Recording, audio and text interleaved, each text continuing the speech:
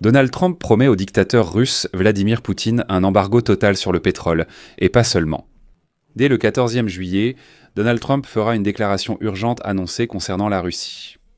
Et voilà que des sources de la Maison-Blanche ont déjà déclaré aujourd'hui que Trump envisage un soi-disant embargo pétrolier mondial contre la Russie, ainsi que des sanctions encore plus sévères contre le Kremlin, afin de détruire l'économie militaire de Poutine.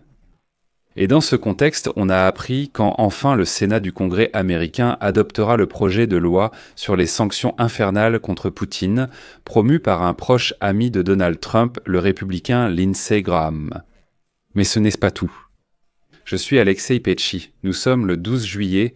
Nous allons maintenant examiner en détail l'introduction de sanctions sévères des États-Unis contre la Russie. Mais avant de commencer, je vous demande de vous abonner à cette chaîne, de mettre un like, d'écrire n'importe quel commentaire et surtout de vous abonner à ma chaîne Telegram. Le lien est dans la description de la vidéo. Nous y publions les dernières nouvelles dès leur arrivée. Ainsi, selon ces sources, la publication écrit que le mécontentement croissant envers le Kremlin pourrait enfin donner au Congrès des États-Unis la possibilité d'adopter de nouvelles sanctions contre la Russie. Et Donald Trump est même prêt à soutenir sérieusement un embargo pétrolier total. Et ici, la publication rappelle que les appels du président ukrainien Volodymyr Zelensky aux États-Unis pour punir économiquement la Russie n'ont pas eu beaucoup d'effet depuis que le président Donald Trump est revenu à la Maison-Blanche. Je vais citer Volodymyr Zelensky pour rappel. Les sanctions doivent être imposées plus rapidement et la pression sur la Russie doit être suffisamment forte pour qu'elle ressente réellement les conséquences de sa terreur. Mais comme il est écrit cette fois-ci, la demande de Volodymyr Zelensky a peut-être trouvé un terrain favorable.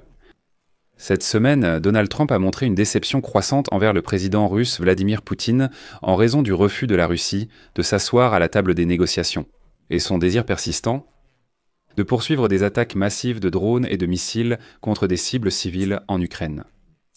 Et d'ailleurs, lorsque la veille on a demandé à Donald Trump « Savez-vous au moins que Poutine ne fait pas que continuer, il intensifie les attaques de missiles et de drones contre les villes ukrainiennes pacifiques? Que ferez-vous à ce propos ?» Trump a affirmé être parfaitement au courant de la situation. Mais attendez lundi, le 14 juillet, et là je vous dirai comment nous allons réagir à tout cela, vous verrez tout lundi. Le président des États-Unis, autrefois d'ailleurs si fasciné par son homologue russe Poutine, refusait jusqu'à présent d'imposer de nouvelles sanctions économiques contre Moscou. Eh bien, la Maison-Blanche semble toujours convaincue que le Kremlin veut sincèrement la paix, malgré le fait qu'il trouve constamment des raisons de refuser un cessez-le-feu. Sans même parler de négociations adéquates. Mardi, le mécontentement de Trump a éclaté publiquement. Si vous voulez connaître la vérité, Poutine nous balance tout un tas de merde. C'est ce qu'a déclaré Trump lors d'une réunion télévisée avec les plus hauts responsables du cabinet ministériel. Voici sa citation, il est toujours très aimable, mais tout cela n'a aucun sens. Et l'irritation de Trump à l'égard de Poutine indique que le soutien des présidents au projet de loi bipartite, ce qui est très important en préparation au Congrès américain pour renforcer les sanctions, est peut-être en train de croître.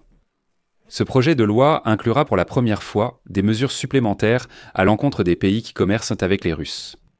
Le mois dernier, Trump a qualifié ce projet de loi proposé par Lindsey Graham et Blumenthal de très sévère. Mais mardi de cette semaine, il a déclaré qu'il l'examinait désormais de très près. C'était une citation. Plus important encore, le même jour, le sénateur républicain Lindsey Graham, l'un des co-auteurs de ce projet de loi, a déclaré que Trump, je cite, m'a dit qu'il était temps d'agir, donc nous allons agir. Et donc on s'attend à ce que le projet de loi soit soumis à l'examen du Sénat du Congrès américain au plus tard à la fin de ce mois. Bien sûr, il y a des nuances ici, c'est inévitable. Selon les déclarations au Sénat, le projet de loi requiert encore des ajustements. Dans sa version actuelle, le document ne donne pas au président des États-Unis une flexibilité suffisante pour appliquer les sanctions sans tenir compte de la position du Congrès. Et Donald Trump exige que le dernier mot lui revienne toujours. Et en ce moment même, la Maison-Blanche travaille avec les auteurs de ce projet de loi afin de donner à Donald Trump plus de liberté dans l'application de cette loi après son approbation par le Parlement américain. Et voici ce qu'a déclaré le représentant du sénateur Lindsey Graham, l'un des deux auteurs du projet de loi. Le document ne sera probablement examiné, malheureusement, pas avant le 21 juillet, parce qu'en ce moment, le Congrès a d'autres priorités plus importantes. Cependant, dès le mois d'août, l'une des chambres du Congrès part en vacances, donc le temps pour adopter la loi sera extrêmement limité. Et il faut comprendre que s'ils n'ont pas le temps avant août, ils ne reviendront que le 9 septembre. Pendant ce temps, les alliés des États-Unis attendent avec impatience lundi, car Donald Trump a promis de faire ce jour-là une grande déclaration très importante concernant la Russie.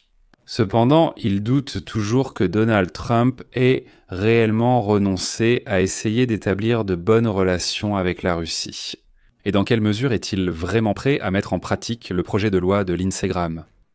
Je rappelle qu'en mars déjà, le sénateur républicain Lindsey Graham et son collègue démocrate Richard Blumenthal ont élaboré un projet de loi bipartisan sur de nouvelles sanctions sévères contre la Russie. Ces sanctions pourraient potentiellement priver complètement la Russie de ses revenus provenant de l'exportation de ressources énergétiques, comme le pétrole, le gaz, l'uranium, etc. Le projet de loi prévoit l'introduction de droits de douane de 500% sur les importations aux États-Unis de biens provenant de pays achetant des ressources énergétiques russes. Autrement dit, la logique du projet de loi est que les acheteurs de pétrole et de gaz russes préféreront finalement se tourner vers des fournisseurs alternatifs, ce qui leur coûtera beaucoup moins cher que la perte totale du marché américain. Mais il y a un problème, car ces sanctions secondaires toucheront des pays comme la Chine, l'Inde et la Turquie, qui achètent bien du pétrole à la Russie, en partie via ce qu'on appelle la flotte fantôme de pétroliers secrets. La pierre d'achoppement, c'est de savoir si Trump pourra gérer les conséquences économiques d'un tarif de 500% sur fond de bouleversements économiques persistants. Les sénateurs ont déclaré qu'ils étaient prêts à accorder à Donald Trump le droit d'annuler le tarif. Autrement dit, le mettre en pause pour une durée allant jusqu'à 180 jours, sous réserve d'un contrôle du Congrès.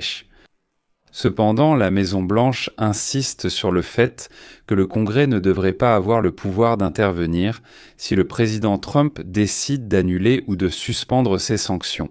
Autrement dit, Trump exige que le projet de loi soit adopté de telle manière que lui seul, exclusivement lui, puisse prendre la décision d'imposer, d'annuler ou de suspendre ces sanctions, et ce par la suite. En réalité, l'introduction de tels tarifs équivaudra à un embargo mondial sur le pétrole russe. En résumé, si cette loi est adoptée, plus personne dans le monde ne pourra acheter des hydrocarbures russes s'il souhaite commercer avec les États-Unis.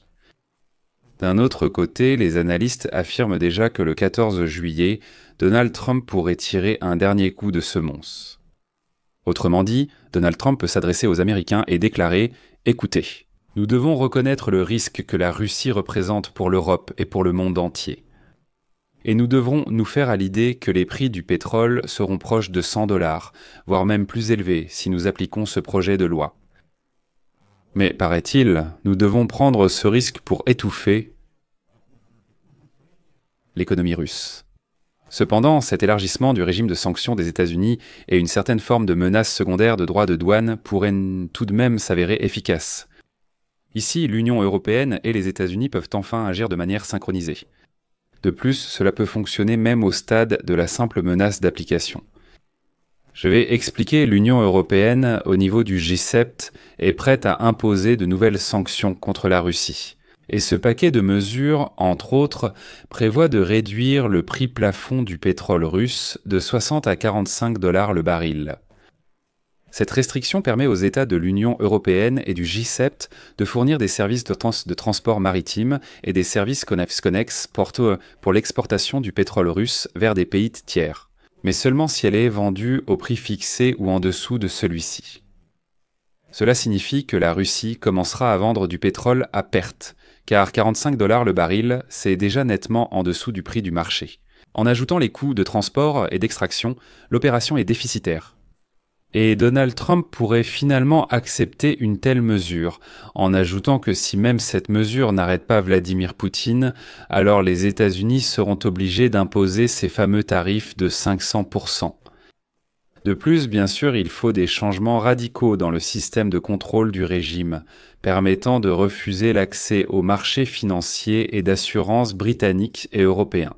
Si certains ports étrangers ne respectent pas les normes d'inspection des navires, c'est déjà une lutte contre la flotte de l'ombre. Cela pourrait renforcer la confiance dans le fait que les ports ne laissent pas passer le pétrole russe qui ne respecte pas les nouvelles règles. En termes simples, si un pays enfreint les règles, achète du pétrole russe de l'ombre, et pire encore, à un prix supérieur au plafond fixé, il perd automatiquement l'accès aux services européens. Mais à ce moment-là, les Américains peuvent, comme on dit, brandir leur épée de sanctions non pas au-dessus des Russes, mais au-dessus des pays qui continueront d'acheter des ressources énergétiques russes. Et tout cela peut créer une atmosphère d'intimidation, où, en fait, même sans l'introduction de tarifs stricts, certains pays décideront d'agir de manière préventive. Eh bien, tout de même, s'éloigner des Russes. Mais tout de même, nous attendons tous l'allocution de Donald Trump le 14e juillet, et nous verrons dans quelle mesure sa dernière déclaration correspond à ses actions. Je mettrai des points de suspension ici pour le moment. Donnez votre avis, vos conclusions dans les commentaires sous cette vidéo, abonnez-vous à la chaîne, activez la cloche et n'oubliez pas de mettre un like.